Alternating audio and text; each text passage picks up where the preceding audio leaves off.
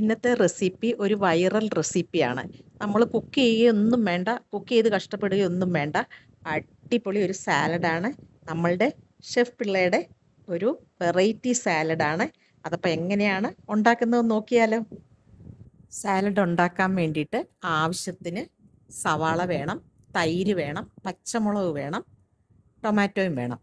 തൈരിനകത്ത് ആവശ്യത്തിനുള്ള ഉപ്പിട്ടിട്ട് നന്നായിട്ട് മിക്സ് ചെയ്യണം. ഇതിനകത്ത് ഒട്ടും കട്ട പാടില്ല, അതേപോലെ വെള്ളവും ഒഴിക്കരുത്. ഇതേപോലെ വേണം, സവാള നൈസായിട്ട് വേണം കട്ട് ചെയ്തെടുക്കാൻ. സവാളയും ടൊമാറ്റോയും പച്ചമുളകും നൈസായിട്ട് വേണം കട്ട് ചെയ്തെടുക്കാൻ. ഇതെല്ലാം കൂടെ ഒന്നിച്ച് ഇടണം.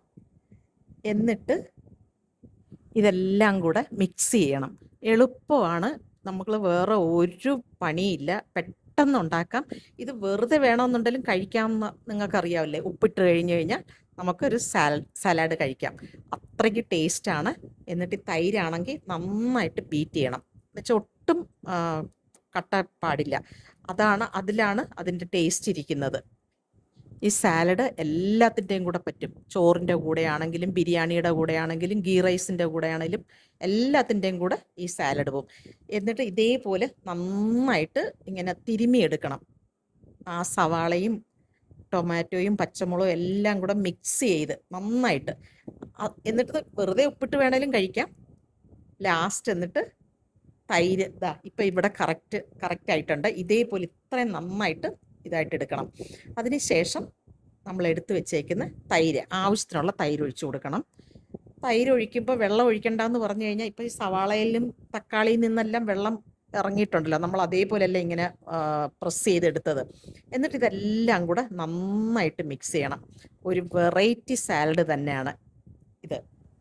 ഞാനിവിടെ സാലഡ് ഗീ റൈസിൻ്റെ കൂടെയാണ് എടുത്തേക്കുന്നത്. ലാസ്റ്റ് നമുക്ക് വെളിച്ചെണ്ണയിൽ കടുകും വറ്റലും മുളകും കറിവേപ്പില വേണമെങ്കിൽ ഇടാം, പക്ഷെ ഞാൻ കറിവേപ്പില ഇട്ടിട്ടില്ല. അതിൻ്റെ കൂടെ നമ്മുടെ കൊണ്ടാട്ടം മുളകില്ലേ, അതാണ് ഞാൻ ഇട്ടേക്കുന്നത്.